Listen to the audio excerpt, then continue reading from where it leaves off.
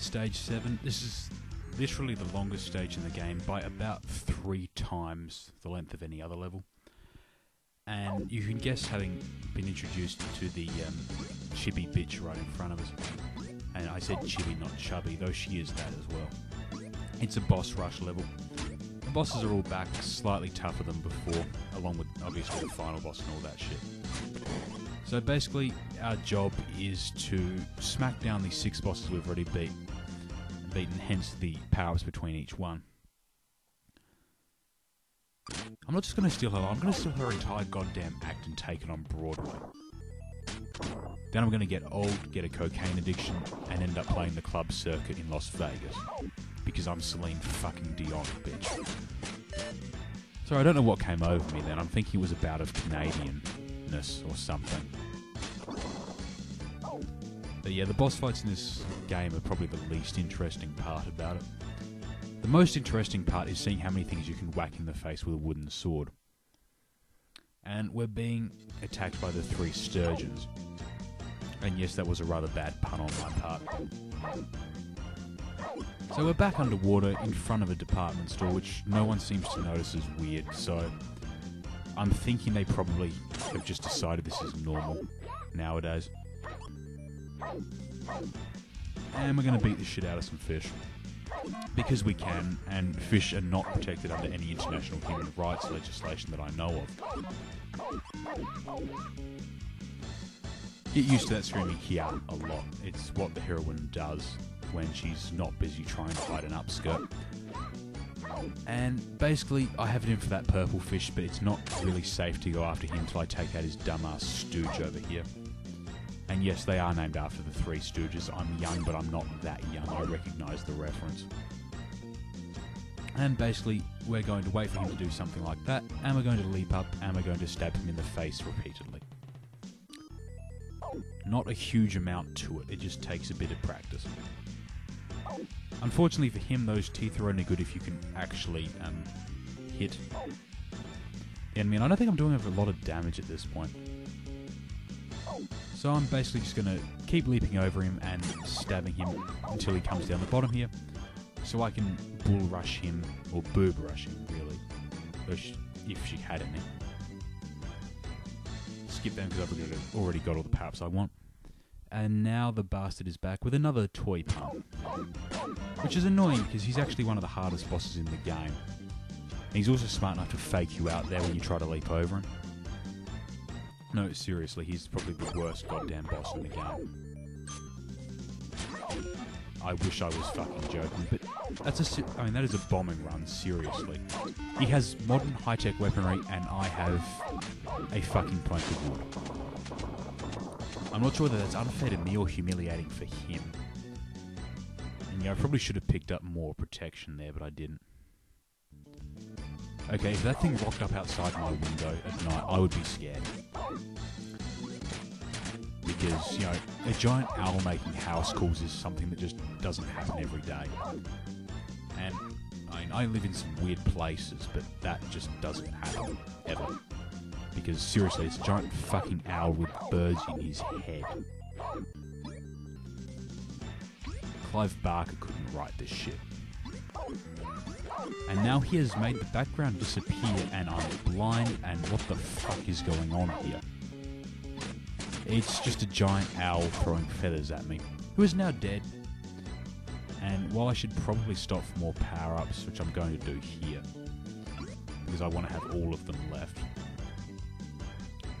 And now the lovely Rose bitch is back. And seriously, between the background and the banter, does anyone not get your romantic's the wrong word, sexual overtones from this particular bit of things? I mean, you are batting balls back and forth with phallic objects with a rose background. I'm serious, sorry, there's only so many ways you can take this. Well, unless you're the bottom in the relationship, in which case there's only one way you can take this. And so we're going to volleyball her to death, slowly and painfully, because really, when you're volleyballing somebody to death, there's no good way to go. Seriously, I mean, you're being beaten to death by a pixie, that's going to be unpleasant no matter how you look at it. Now we finished with the boss rush at least, and we're fully geared up, and... Is that my 7th grade math teacher? Throwing fireballs at me, pretending to be, I don't know, Ken or Rio. Actually, no, it looks more like something out of Darkstalkers. Fortunately, however, he is too dumb to understand patterns, which means he will stand there throwing fireballs and I will continually leap over him and whack him in the face with a big block of wood. This is revenge for all those years of corporal punishment against students, by the way. Though he does sometimes wise up and throw 3 fireballs, which doesn't actually matter because you can just still jump over them with a regular jump. And we're just going to stand here for another minute and brutalise somebody too stupid to know any better. It's almost like an American prison system. Oh, he's mad. Shit, after that response, I don't know why I should be worried. You'll also notice that I fucked up really badly by using all my special attacks against these bosses earlier. I have no HP left, so this is all coming out of my stockpile shields. If I wasn't a cheap save stating whore, I would be fucked right about now. Kind of ironic that being a horse saved me from being fucked right there, but anyway. So we're going to jump here and we're going to get fanged, and we're basically just going to stab him till he stops. This is not complicated, but it works. Ooh, suspension. Man, I got suspended from public school. I don't really fear this. And he's like the fucking Wile E. Coyote with that running shit.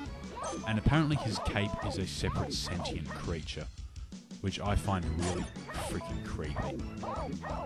And seriously, who the hell wears a bat on their back? I mean, aside from the alliteration puns you can make.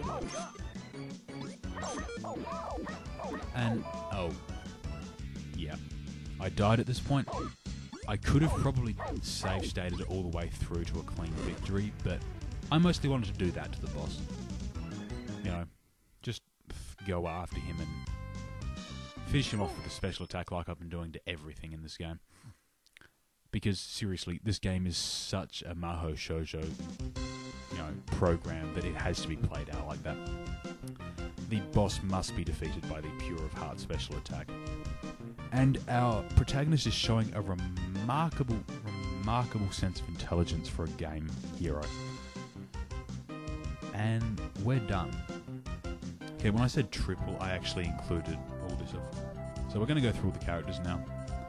You've already seen all of them. We've already killed all of them. They don't matter. But we're going to do it just because, you know, more or less we can. Notice this game contains multiple types of bears. I don't even have a joke about that. I mean, there are retarded ghosts and snowmen who like to throw their eyeballs at you, and fox-like bears, and karaoke salarymen who like to punch you in the face, who are apparently in the employ of the boss. I mean, seriously, who the fuck comes up with this shit? I mean, aside from me when I'm drunk, which is not that often. And we get our Three Stooges bosses. You can probably skip this part. Ufo, so at least they recognise what he looks like. I shouldn't find this amusing, but I find them punning names, much like everything else in this freaking game, rather amusing. Also, he's not a wall, he's a I-beam for construction. Seriously, the Toyminator. Last I checked, Arnold wasn't from New Jersey. And those birds weren't mean. And Clyde belonged in Pac-Man, not a fucking SNES game. Because we have all disowned the SNES Pac-Man games for being shit. Because they are. And I'm just going to give my thoughts on the game now, switching gears completely. It's actually pretty good. I mean, it's humorous as anything, it's not very serious. The original was, the translated version's not. It's punny, it's bullshit. It's actually surprisingly hard in places because of the time limit.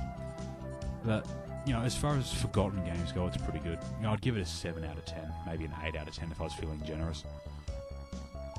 So, which coming from me says a lot because I don't finish a lot of games anymore. I'm lazy, I have a lot of other stuff to do.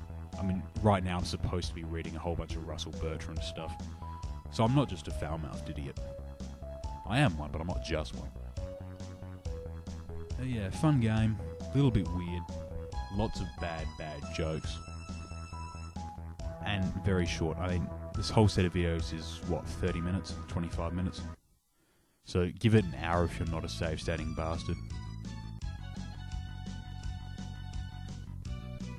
I disagree. I've made an entire life out of being a smart aleck, and it's worked for me.